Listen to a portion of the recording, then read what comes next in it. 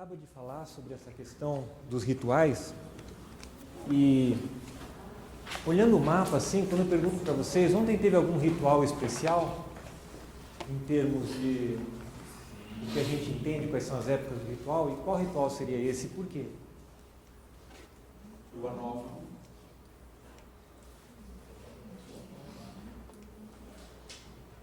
Teve algum ritual ontem? Ritual do templo? Cura, lua nova. Ritual de cura. Por que teve ritual de cura ontem? Não, cura é hoje. Mas teve ritual de lunação. Como o Sol e Lua estão próximos de conjunção, Lua e Sol. Todo mundo entende que ontem teve um ritual de lua nova olhando no mapa? Então, uma dica legal também, até para saber, por exemplo, quando alguém Eles conseguem olhar para o mapa e diagnosticar a lua nova?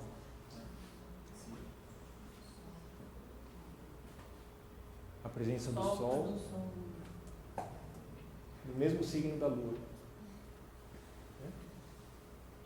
E, portanto, se fosse uma lua cheia, onde a Lua estaria? Oposto. Então, pelo mapa do nascimento, a gente pode descobrir como é que estava o céu naquele dia que a gente nasceu, só de olhar esse detalhe grosseiro. Então, a gente pode saber se a gente nasceu numa lua nova, numa lua cheia. E se lua minguante? Seria o que? E se? Fosse lua minguante. Se fosse lua minguante, a lua estaria vindo na direção do Sol ou a lua estaria indo na direção da crescente? Eu pergunto.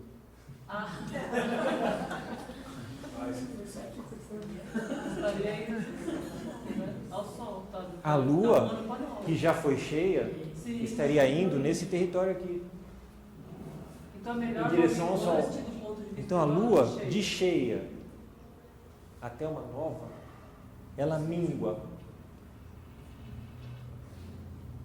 A lua de nova até cheia, ela cresce. No ponto. Todos os astros no mapa giram no sentido anti-horário. Enquanto o próprio corpo do mapa, enquanto corpo zodiacal, gira no sentido horário. Em um dia, esse corpo, que é o mapa, o corpo zodiacal, ele dá uma volta completa. Enquanto o mapa gira nessa direção, dessa volta completa no sentido horário, os planetas estão lentamente girando no sentido anti-horário. Bom, a Lua, para saber a Lua, você na verdade tem que fazer o mapa. Né? Claro. Mas para saber o Sol, não. Você tem, mais ou menos sabe onde o Sol está, só pelo horário. Sim. Então, rapidamente, se a pessoa nasceu às 6 horas da manhã, onde está o Sol? Às 8, às 10, ao meio-dia. É bom nascer ao meio-dia, Anjo? É um dos Lógico, horários eu mais... nasci ao meio-dia. Dentre os horários, é um dos mais aconselháveis. Porque é simples pensar, é muito simples. Vocês se sentem melhor quando estão na sua casa ou quando estão fora de casa? Se você é minimamente equilibrado, você se sente melhor fora de casa. Não é verdade? O sol não foi feito para brilhar? Você acha que ele brilha melhor ao meio-dia ou à meia-noite? Brilha melhor de meio-dia. Ele não cumpre melhor com o propósito dele? Foi o que Cristo falou. Então, quando o sol está ao meio-dia, é um horário interessante para nascer. E se a pessoa nasce com o sol ao meio-dia, provavelmente ela vai ter muito melhor noção de eloquência e de como brilhar. E talvez isso seja natural para ela, do que uma pessoa que nasce com o sol à meia-noite, e talvez tenha até um certo grau de timidez quando essa luz é convocada. Quem nasce às 2 da tarde? Quem nasce às 14 horas, às 4 da tarde, desculpa, às 16 horas? É bom nascer às 16 horas? Às 16 horas, o Sol está praticamente no começo da casa 8. A casa 8, juntamente com a casa 4 e a casa 12, constituem o trígono das casas ocultas do mapa. O Sol foi feito para brilhar ou para se esconder? Então, se ele está numa casa oculta, ele está à vontade ou não à vontade? Então, quem nasce entre as 2 e as 4 da tarde tem facilidade em brilhar? Talvez tenha alguma dificuldade, mas ela é convidada a deslocar esse brilho para regiões que são mais sombrias. Então, talvez o compromisso dela com a vida seja um pouco mais trabalhoso, enquanto o próprio instrutor desse processo de transformar, de transmutar, de desapegar, que são os assuntos relacionados à casa 8. Às vezes, por o Sol estar na casa 8, e a casa 8 está ligada aos assuntos da morte, do desapego, da sexualidade, do sono. Imagina, observem, não acreditem simplesmente porque eu estou dando um dado, mas observem como é o sono de uma pessoa que tem o Sol na casa 8. Vocês acham que é tranquilo ou não? Não, deve ser. Porque no sono a gente precisa estar no escuro, né? Essa iluminação interior, ela diz não só respeito a um padrão que nós somos convidados a operar nessa vida, como também ela diz respeito a um recurso interior que está brilhando num determinado momento da nossa vida. E se a casa 8 diz respeito ao sono, à morte e à transcendência, e no sono eu preciso de escuridão, quando o Sol está lá, observem o que acontece com quem tem Sol na casa 8. Como é o sono dessa pessoa? Não necessariamente o sono é perturbado, mas ele vai ser tão mais perturbado quanto menos a pessoa estiver exercitando um Sol de casa 8. Que é um Sol de difícil lida, porque ele não está à vontade. A pessoa é convidada a um trabalho que é um pouco avesso à natureza do Sol. Porque o Sol é o regente da vida. E se ele está numa casa que diz respeito à morte, existe uma tensão fortíssima aí. E geralmente a gente não está disponível ao sacrifício, ao fazer o que precisa ser feito. Geralmente a gente quer ir naturalmente para o gostoso. Mas ele pode resolver essa contradição trabalhando com iluminação do cemitério. Perfeito. Se ele é um iluminador de cemitério, se ele trabalha à noite, né? É isso mesmo, Oswaldo. Então, né? Passar por uma orientação do Oswaldo nessa hora é fundamental. Se ele nasce às 6 da tarde, João? Se aqui ele está nascendo às 6 da manhã, às 6 da tarde a gente pode dizer que ele está nascendo, mas ele está o quê? Se pondo. Vocês acham bom nascer com o Sol se pondo?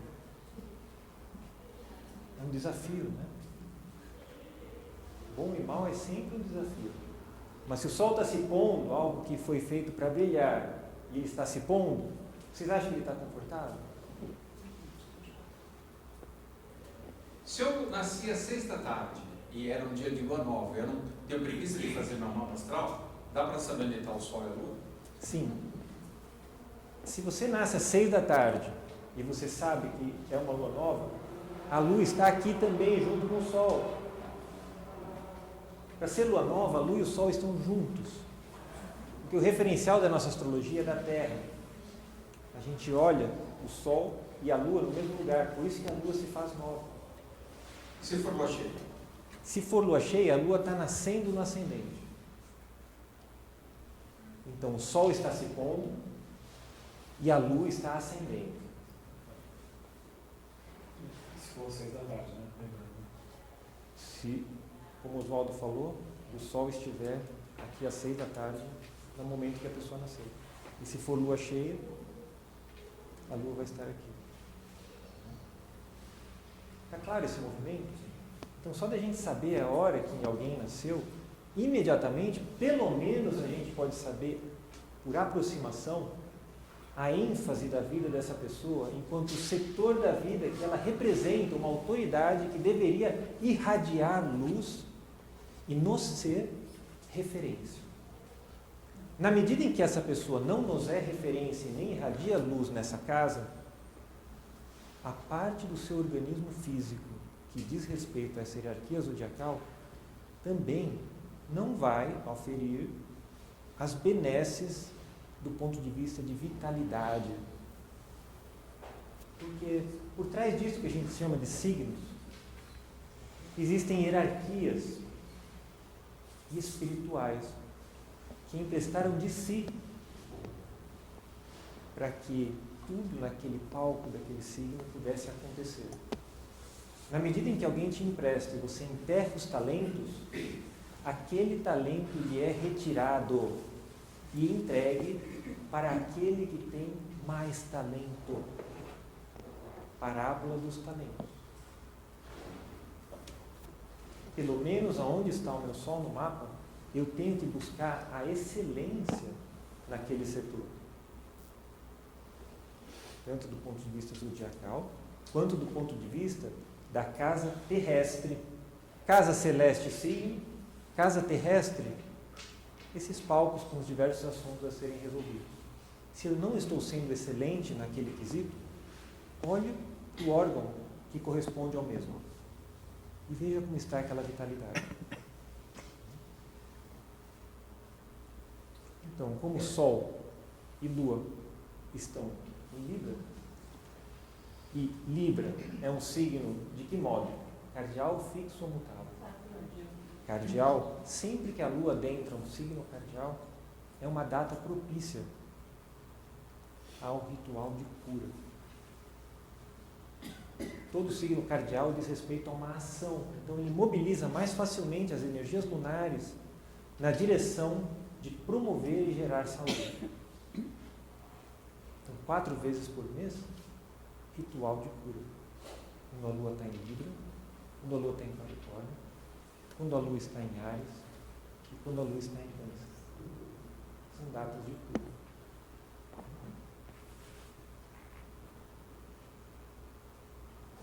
Alguma questão? Bom, vamos supor que eu quero programar o nascimento de um filho, eu quero que ele seja professor, artista e criativo. Que horas ele tem que nascer? Tu tem que avisar o mercado de arte. Vai ser um grande.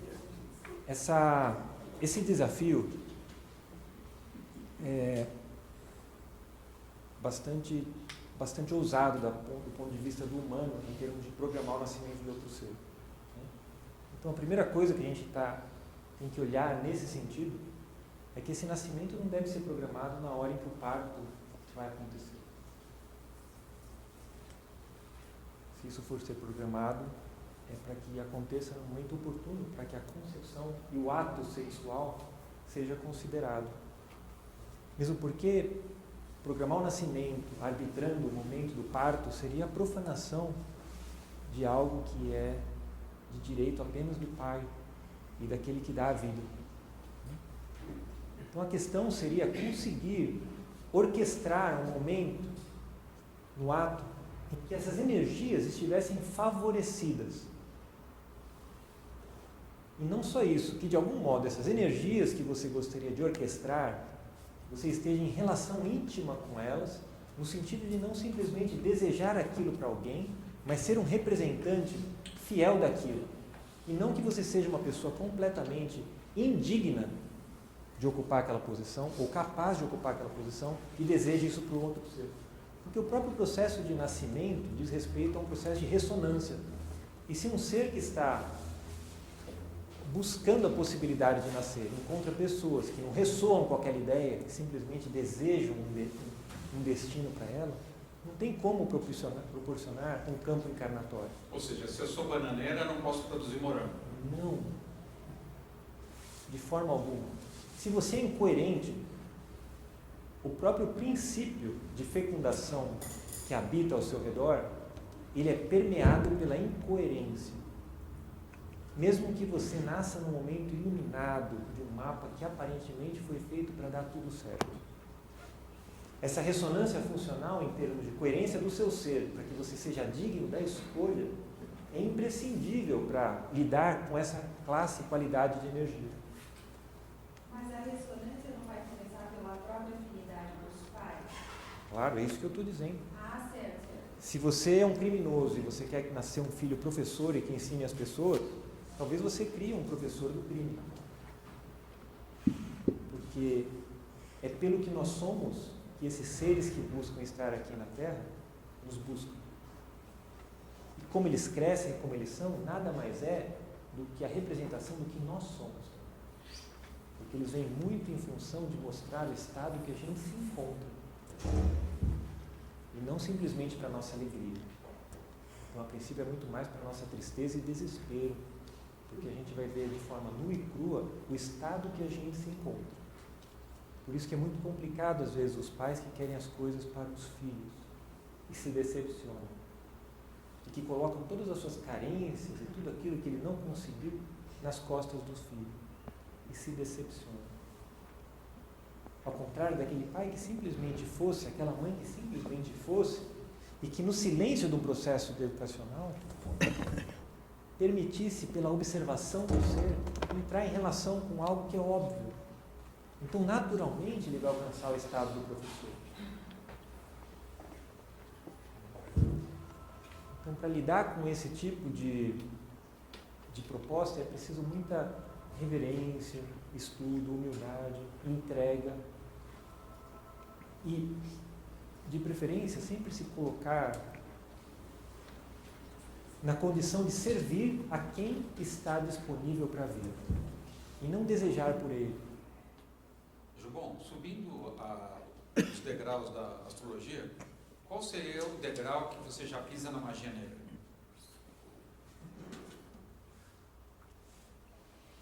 Quem está fazendo essa pergunta é o clínico. Poderia fazer o seguinte, fazer trazer para o ponto, né? O que a gente não pisa, né? É porque o que o Anjo Bom está colocando é isso, a manipulação da vontade divina. Sempre que usarmos a astrologia de forma ativa e não de forma contemplativa, participativa, cooperativa, de algum modo estamos nos apropriando de uma ferramenta que não nos pertence. Qualquer uso ativo, qualquer intenção que a gente manifeste por saber, de algum modo a gente está profanando. Mesmo que seja por uma boa intenção. Isso é muito sério, né, João? Porque é uma interferência. E quando tem interferência não é sagrado. A menos que fôssemos sumos sacerdotes e tivéssemos autoridade para olhar de frente para aquele que é. E tivéssemos a possibilidade e a liberdade para escolher. Então, se nós não formos reverentes e formos contemplativos na aproximação e contarmos com a cooperação do mundo que não nos é possível ver até esse presente momento, a gente está profanando a nosso favor. E tem consequências. Tem consequências. O que você acha, Oswaldo? Eu acho que nós temos que fazer um esforço muito grande para ser coerentes com o Pai Nosso. A primeira frase do Pai Nosso. O Senhor que está no céu e vê tudo. A minha vontade em relação ao Senhor não é nada. Porque eu sou vesgo, míope. Então que seja feita a sua vontade, porque eu vejo de forma distorcida. Como é que eu vou querer impor a minha visão se ela é cega? Qual é o sentido aí que você não vai coibir o seu livre-arbítrio? Nós temos livre-arbítrio. Nós temos o livre-arbítrio, que eu acho que se resume a duas situações. Servir e estar em comunhão com Deus, então fazer a vontade do Pai, ou servir a minha vontade. Eu acho que o único arbítrio que a gente tem é para escolher isso. Não, mas você vê até o livre-arbítrio que o Oswaldo falou lá para eles, sabe? Eu utilizar isso aí para fazer algo mesmo, né? Então você está usando para a sua vontade. Mas esse é o livre-arbítrio, porque vocês têm somente escolhas. Podemos escolher. Não pode escolher sempre. Uhum. Então, às vezes você pode estar utilizando esse negativo, mas aí você faz algumas interrogações que obriga o outro a uma outra posição. Então, mas Uma outra posicionamento. por que escolher fazer de uma forma negativa e não num estado de oração, de súplica e de orientação e de luz e de que ao final de toda uma análise mas seja feita a vossa vontade e não a minha? A gente tem que buscar fazer o melhor que a gente pode e que não é garantia de que estejamos fazendo o mais adequado. O nosso melhor muitas vezes é insuficiente. Há uma diferença entre errar com boa vontade e já errar premeditadamente com astúcia. Né?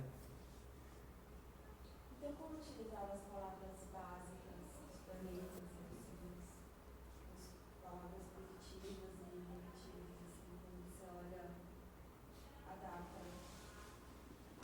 nossa, Como utilizar? sem profanar. Quando você olha o seu mapa, que é a única coisa que nós deveríamos fazer quando a gente estuda, né? Você pode olhar as palavras básicas que são dadas em qualquer livro-texto, e o livro-texto mais interessante que pode existir é o curso que a Fraternidade oferece de Astrologia, o curso básico de Astrologia que vale a pena fazer, onde todas as palavras básicas são mostradas para se refletir, e você vai ter, na prática, o seu próprio dia a dia para descobrir como que essas palavras estão sendo trabalhadas e exercitadas.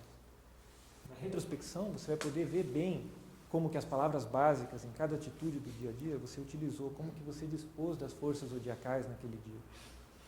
E aí você vai descobrir como você está utilizando essas palavras básicas. E essas palavras básicas servem justamente para você ver se você usou mais as negativas e as positivas, para eventualmente no dia seguinte escolher palavras melhores.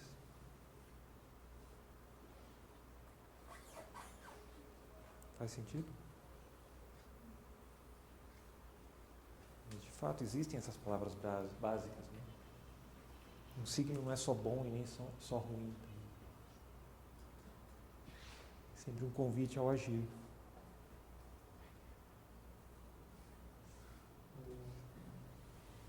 Ricardo, eu vou fazer 2 breves comentários.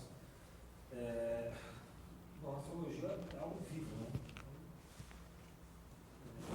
Vai depender muito do tipo de conexão que a gente tem com ela, né? Para que a nossa participação ou coparticipação ocorra, né?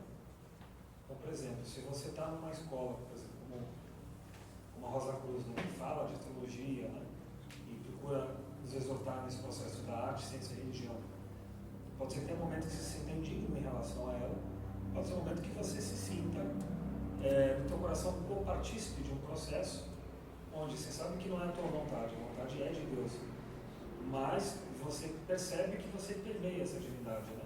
E aí você vai ou não eventualmente interferir, né? E isso é no pessoal, não tem uma resposta, né? Com o tempo a tendência é que a gente interfira positivamente cada vez mais, mas existe o risco, né?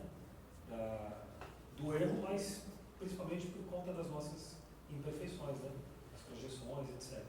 Se a gente conseguir trabalhar equilibradamente isso, ok, né? A coisa caminha bem, né? E uma outra coisa em relação à alunação,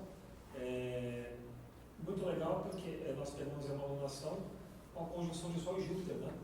Então não é só uma alunação, é a alunação, né? Então a gente tem aí uma energia dos luminares, né? Tanto da alma quanto do espírito, expandidas, né? No que envolve o eixo, né? Libra, Aquário, Gêmeos, né? Sim. Se a gente conseguir pegar na frequência mais solar, é super legal, né? Isso. Sem dúvida. Principalmente em Libra, essa alunação que você fala, ainda estão visíveis alguns aspectos que estão muito relacionados à natureza de Vênus e que eventualmente a gente ainda, nesse mesmo encontro de hoje, a gente pode falar a respeito. Esse aspecto do quincúncio. Tem algo interessante sobre ele e a natureza venusiana. E esse momento dessa alunação, esse aspecto é irradiado sobre nós, tanto pela Lua em relação ao ascendente, tanto pelo Sol em relação a Netuno, quanto por Júpiter em relação a Netuno.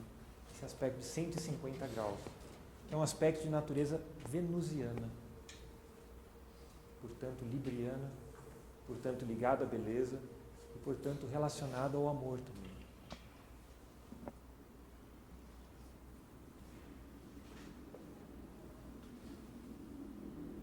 Então a gente havia parado aqui. Mas aquele que odeia o seu irmão está nas trevas. E anda nas trevas. E não sabe para onde vai. Porque as trevas lhe cegaram os olhos. Ora, se eu jogo um facho de luz no rosto de vocês, vocês vão ficar cegos. Mas como ficar cego com a escuridão? Como que as trevas podem cegar os nossos olhos? Elas não cegam, é só como se eles não tivessem aberto. Vou fazer uma brincadeira com o Sol, só a gente olhar para o Sol diretamente, né? Mas aí é luz. Aí é Então, luz. se bem que é luz, né? Mas nós talvez trevas a gente dá luz, né? Física, né? Simbolicamente. O problema são as trevas interiores. As trevas interiores são de fato a grande questão. Porque nas trevas exteriores a gente ainda pode se localizar E a gente tem muito essa ideia de enxergar, a gente acha que vê e enxerga, porque a gente consegue olhar um para o outro. Porque a gente consegue ver as paredes, a luz acesa, o projetor, isso aqui. Então a nossa leitura de visão, de enxergar, está muito relacionada ao mundo físico. Precisamos lembrar que nós não somos este corpo, nós estamos habitando esse corpo. E da mesma forma que habitamos esse corpo, existem vários outros corpos. E que da mesma forma que existe uma visão para esse corpo, existe uma visão interior. E essa sim pode cegar esses olhos. Esses olhos cegos vão olhar muitas vezes o que as pessoas fazem e julgar. Mas porque a cegueira é anterior, ela é dentro. É porque os nossos corpos interiores, ao invés de enxergar os mundos internos, estão em trevas. Isso sim, são essas trevas que nos cegam os olhos. Lembra que o olho, por um lado, ele recebe a luz exterior, e por outro lado, ele projeta a luz da alma. Pelo nosso olhar, nós projetamos a luz de nossa alma. Então, olhe bem nos olhos de quem te cumprimenta. Você sabe o estado que ele se encontra naquele momento. O estado e o modo como a alma dele está operando naquele momento. Agora, a questão dos irmãos, ela está intimamente relacionada a que casa? A casa 3 está ligada aos irmãos. Nós olhamos a qualidade desses nossos irmãos que nasceram dentro de uma mesma família, aqui, na casa 3, assim como os primos também podem ser vistos na casa 3. E todo aquele que odeia seu irmão é assassino. E vós sabeis que nenhum assassino tem a vida eterna permanecendo no ódio. A casa 3, do mesmo modo que a casa dos irmãos, também é a casa que dá a qualidade de como nós podemos nos expressar. Na medida que nós estamos em trevas para esse olhar interior, a nossa expressão, a forma como nos comunicamos, a clareza como chegamos ao ouvido dos outros, também vai se perder. Eu não vou me fazer compreensível pelos outros, na medida em que eu estou nas trevas, na medida em que eu odeio. As minhas palavras vão ser de trevas também, por mais que elas tentem trazer luz. A relação que eu tenho com meu irmão, a relação que eu tenho com a minha casa 3, tem relação íntima com a forma e a qualidade da minha expressão pessoal. Nós sabemos que já passamos da morte para a vida porque amamos os irmãos. Aquele que não ama permanece na morte. A casa 3, portanto, é uma casa de vida. A nossa fala, aquilo que a gente promove, deve gerar vida, deve gerar compreensão. Se eu estou gerando trevas, incompreensão e discórdia, é um termômetro da qualidade de como está a minha própria visão. E se eu não estou cego interiormente. Você vê que a Gêmeos faz quincúncio com o Escorpião. Então, é um desafio, na verdade, sair dessa morte. Isso. É um quincúncio. Isso. E o quincúncio, como um aspecto representante do amor, ele tem justamente essa função.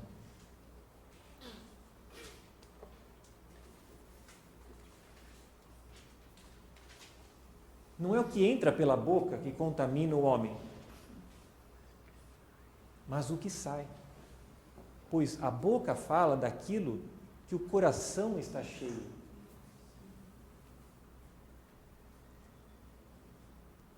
Qual é o signo relacionado ao coração? Qual é a relação de Gêmeos com Leão?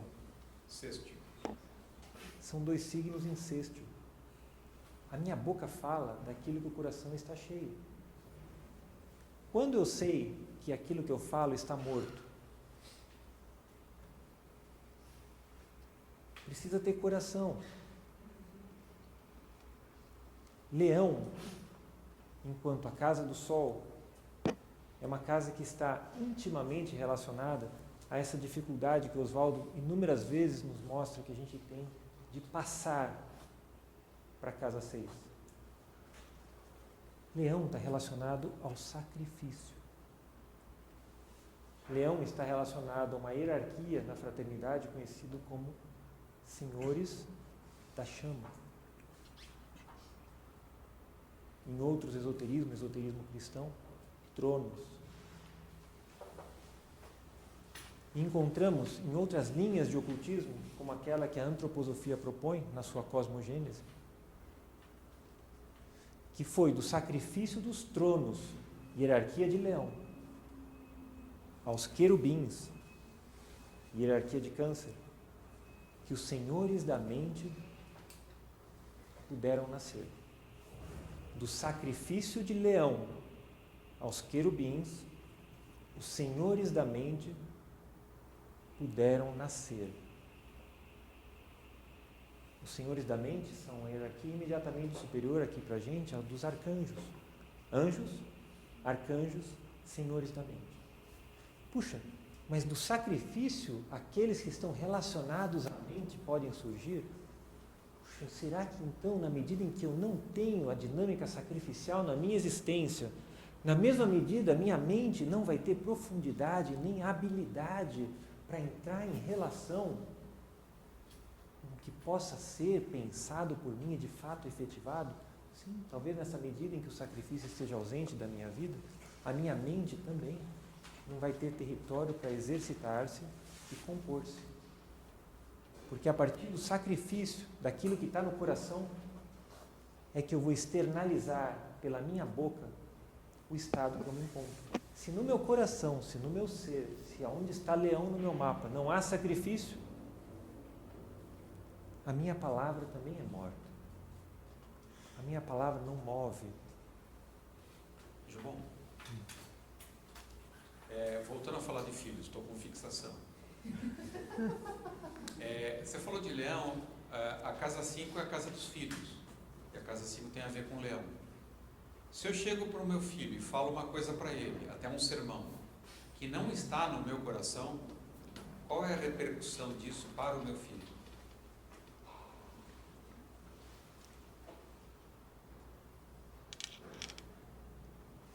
Imagine que você pega uma carne fofa e amasse assim. E a gente percebe que a gente amassa uma carne quando enfia a mão, ou quando dá um soco na cara de alguém. Mas a gente não percebe a deformação que a gente gera no corpo alheio com as nossas palavras. E para que as nossas palavras entrem em relação com o corpo do próximo, sem deformar e nem invadir, minimamente precisam estar envoltas em reverência pelo outro, compreensão pelo outro, aceitação do outro. E no máximo que a gente pode chegar é ao convite ao outro olhar para a possibilidade desde onde nós olhamos. Então, se nós chegamos ao lado de alguém, nos impomos dessa forma, é como se nós estivéssemos esmurrando essa pessoa, deformando essa pessoa. E na medida em que esse ser não esteja adequadamente formado, nós podemos deformá-lo por muito tempo, se não por toda uma vida, se é que ele não tem a força para se reconstituir. Como é que ele se reconstitui?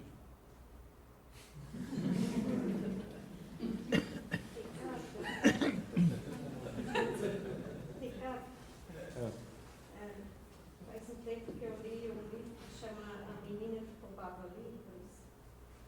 Você conhece? Conheço o filme. Tem um filme. E me impressionou muito porque a forma como eles tratam o outro é muito grosseira. A forma de falar com o outro. E aí no início do livro isso é muito chocante. E aí com o tempo você percebe que atrás dessa fala grosseira tem muito amor. Claro. Então, é um pouco, assim, às vezes as palavras podem ser amorosas e vazias. Sim. E às vezes as palavras podem parecer grosseiras, mas tem muito amor atrás.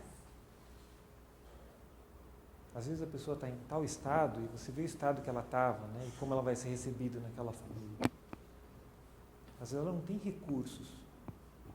Para ela despertar aqueles recursos, ela precisa pelo menos estar num ambiente que favoreça que as defesas dela se desarmem aos poucos e que ela possa encontrar um espaço de manifestação. Até que ela não precise mais se manifestar na força ou na indelicadeza, que não necessariamente não é falta de amor, mas é o amor como ela consegue. Então a nossa parte é ser um representante daquilo que a gente acredita enquanto valor mais elevado. Mas em hipótese alguma, recriminar o outro na limitação que ele tem de entrar em contato conosco. O outro vai estar sempre fazendo o melhor que ele pode. Mesmo que ele faça para você, não, eu posso fazer melhor que isso, ele não pode. Nós estamos sempre fazendo o melhor que a gente pode naquele momento. Por que não faríamos o melhor?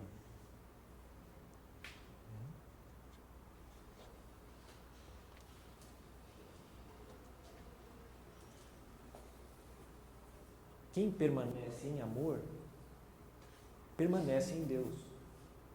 E a Corinne Line coloca esse pensamento semente em qual signo? Aquário.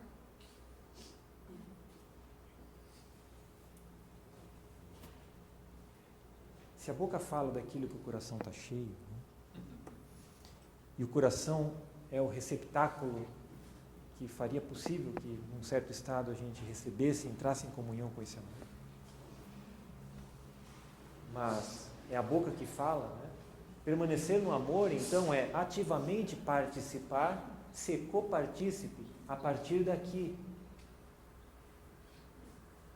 Corinne Line coloca: quem permanece no amor permanece em Deus, como o pensamento semente de touro, regente dessa região da garganta. Permanecer no amor, permanecer em Deus, é santificar a palavra. Porque o que Corinne Line dá para a gente nessa obra quando ela chega em Gêmeos? Aquietai-vos e sabei, eu sou Deus. E qual a hierarquia que está por trás de Gêmeos? É bom começar a fazer essa ligação com hierarquia, para aos poucos podermos desfazer esse campo zodiacal simbólico e olhar para algo que seja mais vivo ou passível de ser vivenciável, com todos os riscos que a gente tem quando a gente nomeia algo nesse plano, que naturalmente se estabelece em diagramas e esquemas.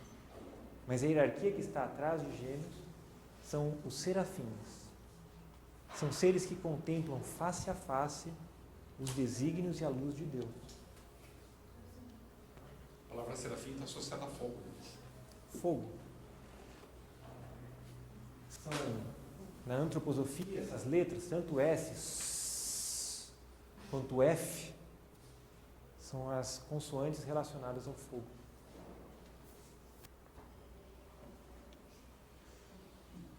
Então, quais são esses planos, né, que a gente pode olhar enquanto praticantes de uma fala, do exercício do verbo? Quais são esses planos?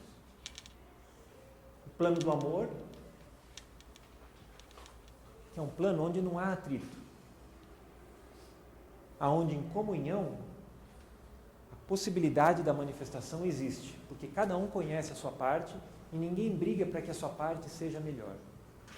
Esse é o plano do amor, onde a substância é plena e tudo pode ser. Não há atrito aqui,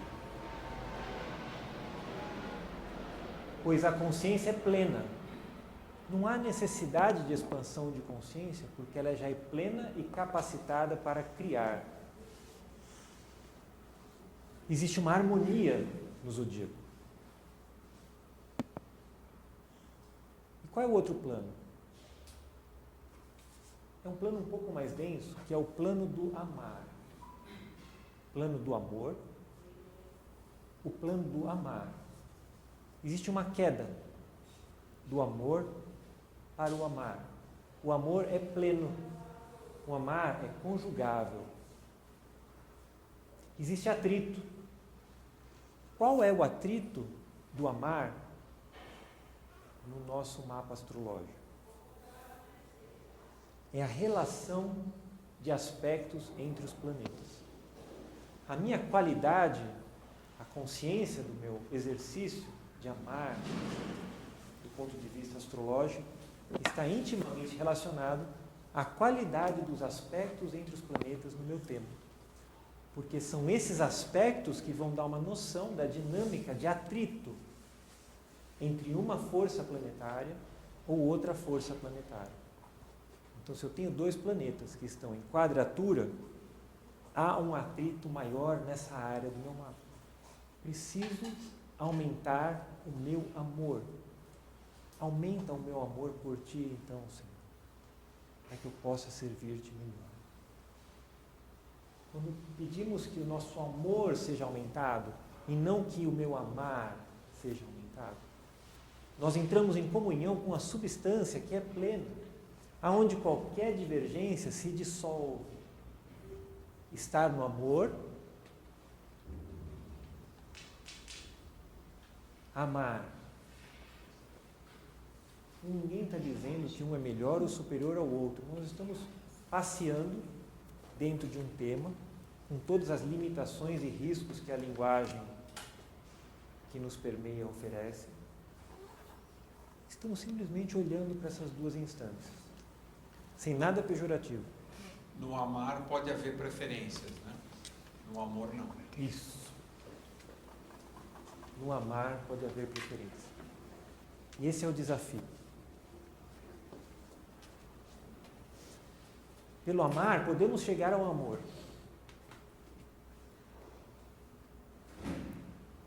Mas o desafio é o apego às preferências, a classificação. Esse é mais, esse é menos. Aqui, esse é diferente desse, esse é diferente desse, mas não é nem mais nem menos. Todos coabitam.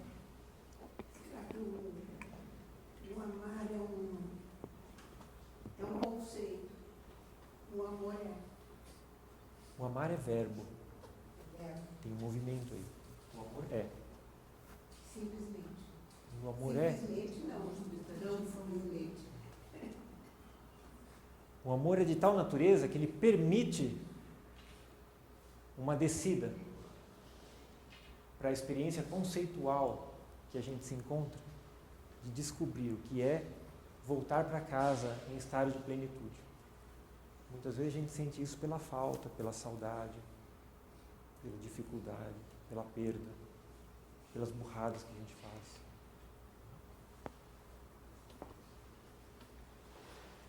Se a gente sempre faz o melhor, acho bom. O que é uma burrada?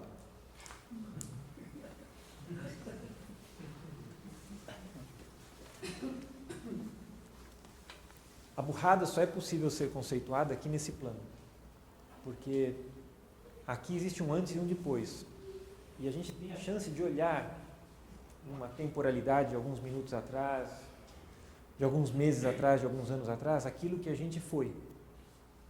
E eventualmente a gente olha para isso e cai na tentação de, ao invés de ser grato àquilo, porque aquilo hoje me constitui, falar, puta, o que eu fiz naquela época? Então parece uma burrada. Então, quanto mais entrada no cabelo a pessoa tem, mais ela faz isso. Mais. Quanto mais entrada no cabelo, mais ela errou. Ai, o que eu fiz? É isso mesmo. Você tem umas conceituações excelentes. Então, vamos olhar para isso. Aqui, eu vou fazer aqui uma questão, mas assim, de leve, tá? Olha, aqui o zodíaco, ele é um representante de uma entidade que se chama número 12. O zodíaco tem uma relação íntima com o 12. Infelizmente, a nossa relação com os números está péssima. A nossa relação com os números habita hoje o reino da quantidade. Nós perdemos a intimidade da relação com os números do reino da qualidade. E nossa relação no reino da qualidade ele é muito impressionante, né? porque ele começa a contar uma história da vida para a gente quando a gente entra em relação com a qualidade dos números. Quando você vê que um zodíaco é formado por 12, existe uma associação do 12 com uma certa qualidade de totalidade. Né? Totalidade está ligada ao 12. E aqui embaixo os planetas têm uma relação íntima com o 7. Qual é o aspecto do zodíaco que faz a união do 7 com o 12? Qual o aspecto que conecta esses planetas com o zodíaco?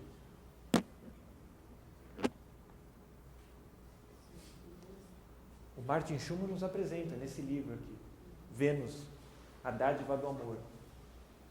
E quando vocês me disserem qual é esse aspecto, eu quero saber por que esse aspecto tem uma relação mais íntima com o amor. O que esse aspecto faz? Eu vou dar uma dica, que é algo que o Oswaldo explicou com maestria num desses encontros, quando ele mostrou que se a gente olhar dentro da abóbada zodiacal, e se a gente estivesse dentro de uma circunferência, de uma esfera espelhada, como que aqueles aspectos podem ser vistos do ponto de vista dinâmico? Ou seja, se você está no ascendente, manda uma luz, uma lanterna, na direção do descendente, portanto, numa oposição, esse feixe de luz vai ficar desenhado como um aspecto.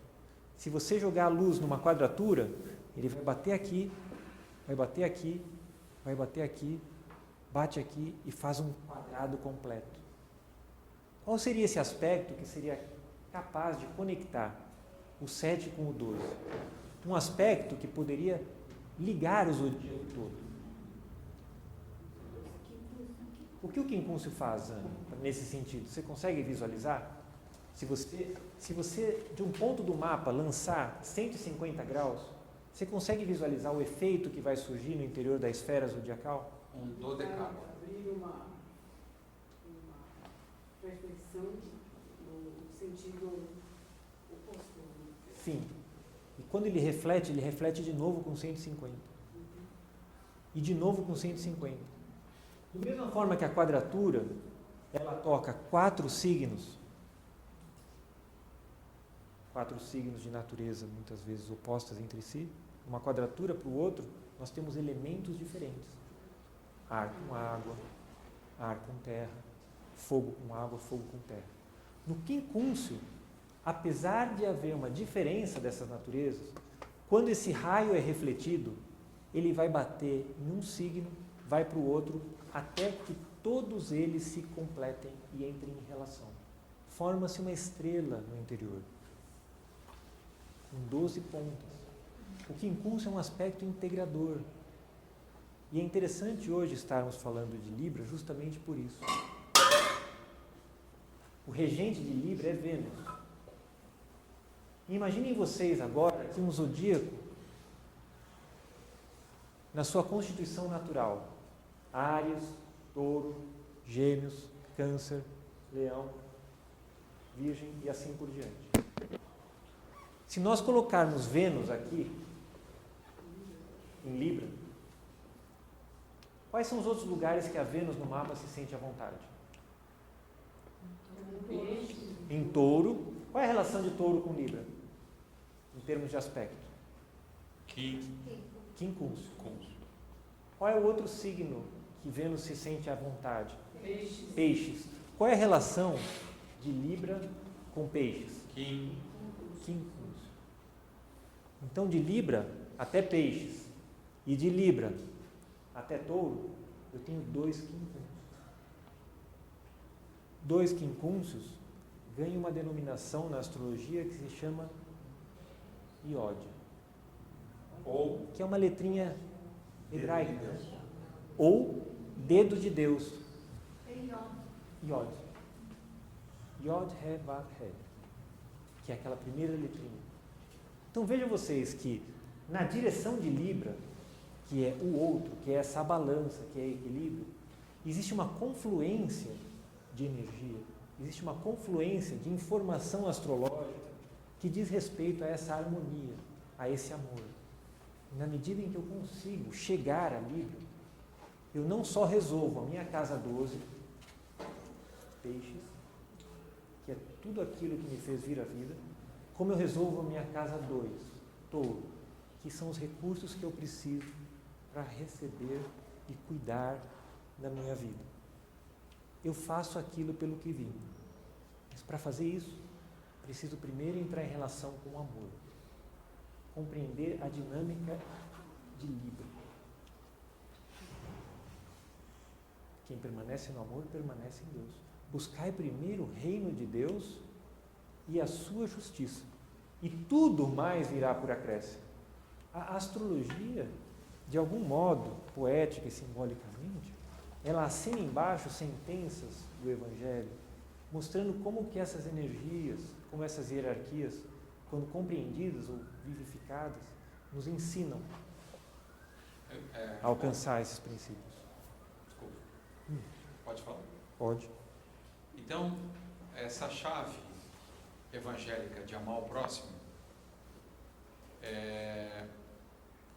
ou seja, esse dedo de Deus apontando para o próximo, e essa estrela de 12 pontas, quer dizer que eu resolvo minha casa 12, minha casa 2, e prolongando esse curso o zodíaco inteiro, quer dizer que de alguma forma, se eu de fato aprender a amar o próximo, eu resolvo todo o meu zodíaco. Essa é a grande chave. Por isso que é o maior mandamento. Né? É fácil falar, né? É fácil, fica bonito às vezes até, né? Mas... Ô, Ricardo, só que na prática, né, o amor de Vênus que a gente realiza aqui na Terra é um amor possessivo, né? No caso, o ideal não seria o ideal realizar um amor uraniano? O fato de realizarmos a natureza de Vênus de forma possessiva aqui na Terra não quer dizer que a natureza de Vênus seja possessiva, mas é a condição que a gente se encontra e que nos permite entrar em relação com ela. É claro que o amor uraniano é desejável, só que o amor uraniano, ele transcende a materialidade, porque Urano, ele vem a seguir de Saturno. Saturno é a forma, ele é como se fosse o limite do visível, porque até lá que a nossa visão chega e consegue delimitar o céu. Chegar em Urano não é só você mudar a vibração de Vênus até ele. É você tomar consciência e passar a enxergar a partir de onde hoje a gente é cego, nos nossos veículos interiores. Da mesma forma que Urano não é visível, mas de fato é quando a gente tiver a visão, esse é o exercício que a gente deve fazer.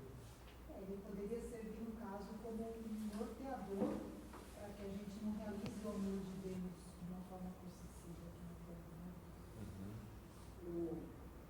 Ricardo, o que você está propondo que a gente medite um pouco é sobre essa Vênus libriana, né? Que nos propõe o próximo para amar. Para amar como ele é, do jeito que Sim. sua individualidade seja concebida. E outra forma de amar venusiana é a de possessão. Essa é totalmente taurina. Né? Então, não é essa que a gente está chamado a exercer, vamos dizer, nesse momento. Por quê? Porque a gente não pode querer possuir o próximo. Essa deve vir por graça. Deveria vir por graça. E você vê, Libra é justamente o ponto onde nos zodíaco nós estamos mais distantes de nós mesmos. Nesse distanciamento, quando aparentemente você se perdeu, a dádiva se manifesta. Tudo aquilo que você precisa lhe é dado. E normalmente esse passo de ir na direção do outro e entregar é o passo que a gente não faz. Né? A gente dá meio passo e fica esperando tem sempre uma barganha no meio. Né? Como elaborar essa entrega, né? Para que isso aconteça de forma plena?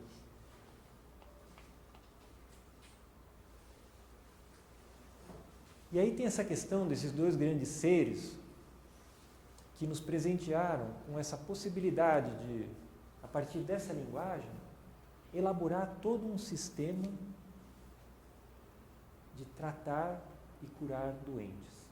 a partir de uma linguagem que não está nesse plano, senão por trás de todo o campo simbólico que esse plano faz possível existir.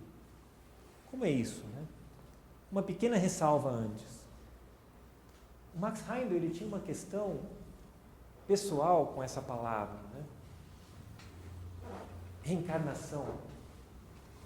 Ele pessoalmente não era uma palavra que era palatável para ele. Ele preferia essa, renascimento.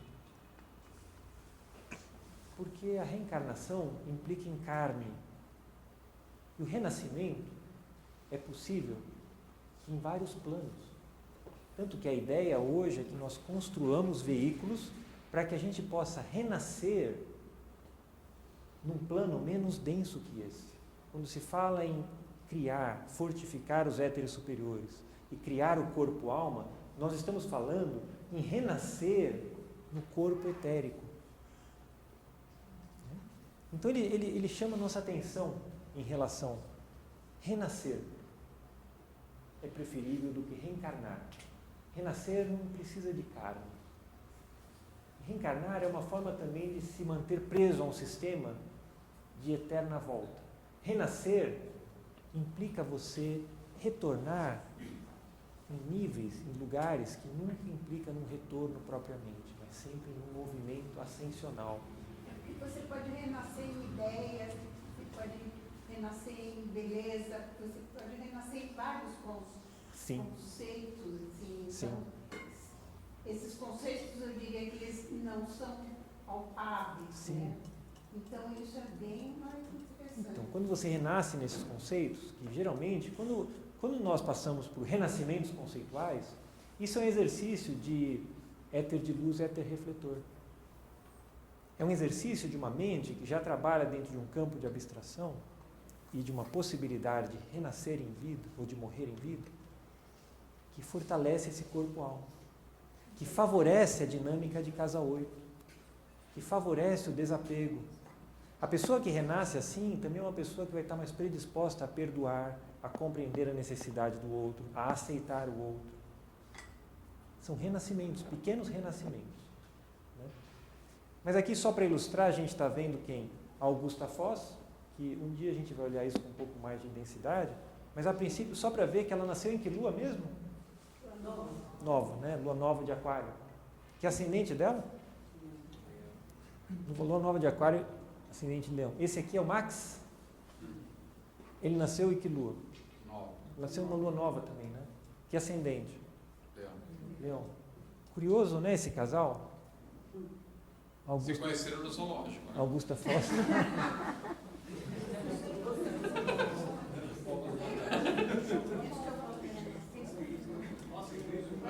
Bacana, né? Parece reflexo. Volta de novo. Bom, Max Heindel, Augusta Foz. É interessante o campo de complementaridade entre esses seres e o encontro desses seres para criar um sistema que possibilita o Ministério da Cura, né? Inclusive ele começa e ela que continua. Pois é, e é curioso que no caso dele, a casa 5 tem uma interceptação. Alguma coisa está interrompida, né? No caso dela, a casa 5 está solta. E nasceram no mesmo ano, né? Com 6 meses de diferença. Ambos com Júpiter em Sagitário. Isso. Mas isso é um campo para um Você, um não sei se campo. você tem essa informação, Gilbom, mas o tio Max não gostava de astrologia. Ele tinha uma... Foi a tia Augusta que ensinou para ele. Ele tinha uma reticência. Ele era reticente. Tanto ele como o Rudolf Steiner tem uma certa reticência. Mas não é que não goste propriamente, né? É que o que está envolvido para fazer com que a astrologia não seja simplesmente um mecanismo, uma ferramenta que é facilmente usada por charlatanismo, nossa, precisa de tanta explicação, tanta compreensão, tanta prática pessoal, que talvez seja mais um desencorajamento, né? Não sei. Mas você vê que ele topou, né? Ela Ela era muito mais culta que ele. Ela já tinha um trabalho que ela participava de uma outra sociedade, né, antes de conhecê-lo. A filosofia também sabia muito mais do que ele. Tanto que os dois andaram juntos, mas ele sucumbe primeiro. Mas então surge esse serviço, que é o serviço de cura Rosa Cruz, que a Ana estava mostrando no início da nossa apresentação, né? E que há aqui dentro esse departamento de cura, que se utiliza da astrologia como ferramenta, entre outros recursos, para que a vida possa ganhar em sentido, em saúde e em potencial. Então tem vários itens aqui que são tratados no livro de Astrodiagnose, no final, que são os seguintes, que a gente vai passar um por um, começando no nosso próximo encontro, que são como os Rosacruzes curam os doentes, os irmãos maiores e os auxiliares invisíveis. A vida pura é necessária para a cura. A força curadora, a causa da enfermidade, o direito à saúde, as violações das leis da saúde, a cura espiritual e a boa alimentação. Cada um desses temas tem uma relação de intimidade com o nosso tema natal. E o tema natal é o território sobre o qual o departamento de cura trabalha para poder oferecer algo para que a pessoa possa caminhar por si mesma, na medida em que ela retorne os seus relatórios e receba orientações eventuais. Gilbão, você afirmaria que o estudo da astrologia é a forma atual mais eficaz de conhecer a causa das enfermidades? Para mim, eu acho que sim. Para mim é impressionante. É impressionante como esse recurso mostra predisposições, tendências pessoais e fragilidades orgânicas. Claro que no primeiro momento é uma predisposição que precisa ser alinhada com a biografia da pessoa, porque isso nada mais é do que um campo informacional. A gente não tem um campo informacional no DNA que diz como as células vão se dividir, como as coisas vão acontecer? Existe também um campo informacional celeste. São dois campos informacionais. Porque você tem uma tendência genética, você vai adoecer? Não. Porque você tem um aspecto tenso, você vai adoecer? Também não. Mas se você conhece a sua tendência genética, você pode mudar o hábito. Mas e se você conhece as tendências do seu caráter? Você pode mudar hábitos que a medicina não tem qualidade atualmente para prever e que podem funcionar como verdadeiros antídotos, vacinas conscienciais, que quando incorporadas a um comportamento, você afasta as predisposições daquele órgão de adoecer. Então isso é muito interessante, né? Enquanto recurso. Então no nosso próximo encontro vamos começar a explorar cada uma dessas dinâmicas dentro do arcabouço astrológico e ver como que esses recursos são utilizados pela fraternidade no sentido de favorecer o processo de cura e ampliação da consciência do humano. Obrigado, Gilbão. Obrigado.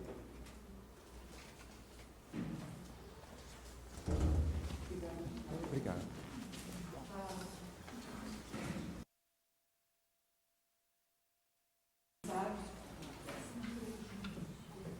No estudo de hoje, falar as datas que não sabem